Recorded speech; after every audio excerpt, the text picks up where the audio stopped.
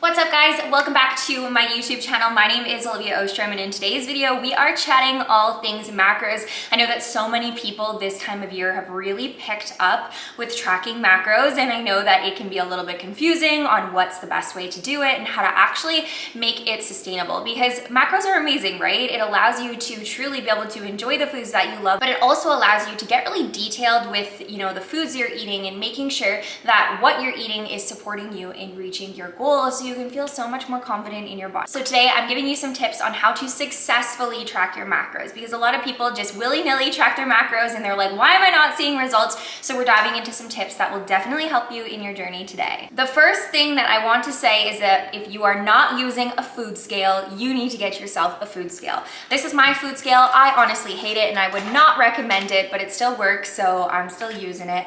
I would say just get yourself a super simple food scale. They're like $10, $15 from Walmart, Amazon. Just get one that's super simple. I went with a fancier one, which it wasn't crazy fancy. It's just one with way more buttons, and I don't recommend it. But get yourself a food scale and use your food scale to track everything. You should be weighing out pretty well every single food that you're eating at home. I'm not big on taking my food scale to restaurants, nor do we recommend that to our clients, but if you want to, do what you will. I will sometimes take my food scale to friends or family's houses, but again, do whatever you feel comfortable with. Now, one of the main reasons I say make sure you're tracking all of your foods is because sometimes people will start to use measuring cups, or they'll just start to eyeball things, and you are so much more accurate when you are actually taking the time to weigh things out. And honestly, I find it easier. You dirty less dishes if you just weigh it out. So overall, it's just better. Now, I thought for the sake of this video, I could give you an example on one of the reasons why I recommend using a food scale. So when we go in, we're gonna use this bag of avocados here. When we go into MyFitnessPal and we type in avocado, I'm looking for a green check mark here because that means it has been approved. So one medium avocado, which would be, what I'm eyeballing here. If I'm looking at this avocado, I would say this is medium to me, is 240 calories, 12.8 grams of carbs, and 22 grams of fat, 3 grams of protein. So overall, 240 calories. Now, when I actually go to weigh out this avocado, technically speaking, if you're weighing out this avocado the right way, you would weigh it out with like no skin on and you would take the pit out of it. But I don't want to ruin a great avocado, so I'm just going to weigh it as is, and just know that obviously this isn't going to be like 100% accurate, but for the sake of this example, I hope it'll kind of demonstrate why the scale can be so helpful. Zero it out, pop it on, and it is 264 grams. So now I'm gonna go into MyFitnessPal, I'm gonna change the serving size to 1 gram, and then I'm going to add in the number of servings is 264 grams. So when we enter this into MyFitnessPal, it is showing up as 422 calories, 22.5 grams of carbs, 38.7 fats, and 5.3 grams of protein. So what we thought was just one medium avocado turns out to be a lot more. Now, you might be thinking, okay, Olivia, that's not like so insane. That's a couple hundred calories.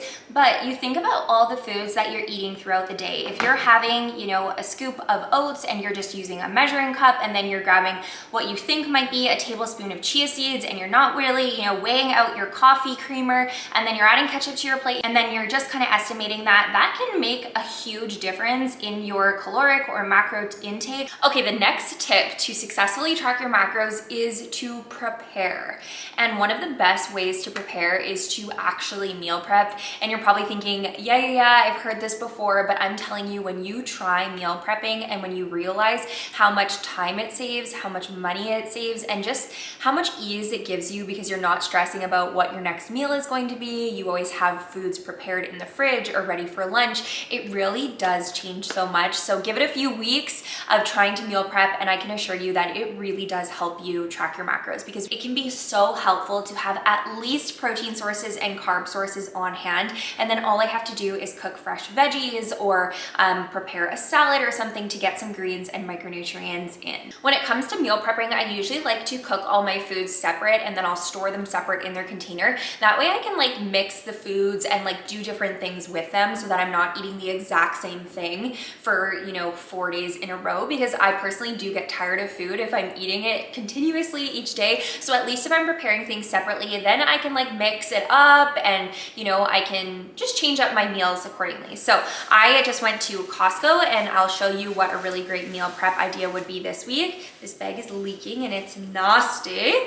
So I picked up some salmon. So salmon is awesome. I do like to not undercook it, but I do like to make sure I'm not overcooking it so that when I do reheat it for meal prep, it's still like super good and fresh and not overdone. I also picked up some chicken breast. So those would be like two really great options of different protein sources that I can have ready and prepared. For carb sources for meal prep, we already have potatoes here, and then I picked up some couscous. I actually haven't tried this brand before, and I also have to be really careful showing you the bag because I split this bag open on my way home from Costco. So I picked up this couscous, so just a different kind of carb source to, again, just switch it up, keep things interesting. So those would be my two carb sources for the week. And then third and last, I always like to make sure I have veggies. We have beans in the fridge already.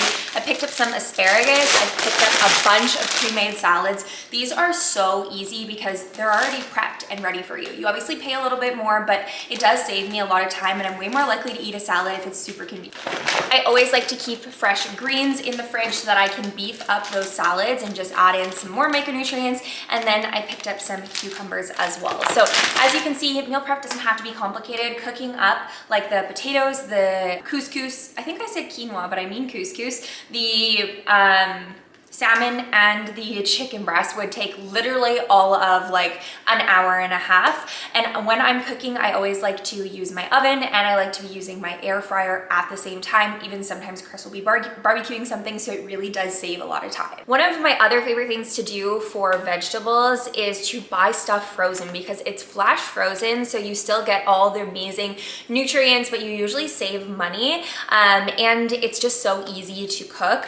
So what I picked up this week from Costco, which I forgot to add in because I'd already put it in the freezer, is cauliflower rice. So I'm so excited to have this, and it was actually like really affordable compared to like the small bags that I buy from like regular grocery stores. So if you're brand new to macros, one of my biggest recommendations, which is what we tell all of our clients to do, is to pre-track your food in MyFitnessPal. This is also a really great idea if you're having a hard time adhering to your macros, or if you're, you know, looking at the end of each day and you're like, I have so much, you know, macros left to eat, or I'm way over in this one macro and way under in this one. If you know what you're gonna be eating for breakfast, what you're, you know, eating for lunch because you meal prepped it, and you kind of have an idea of what you're gonna be eating for dinner the next day, like you can literally enter in all of those foods in the portion sizes, and then you can adjust accordingly. Because maybe, you know, it's just adding one extra egg into your breakfast, or maybe adding, you know, an extra ounce of chicken into your dinner that will allow you to hit your macros. But what can be really helpful is to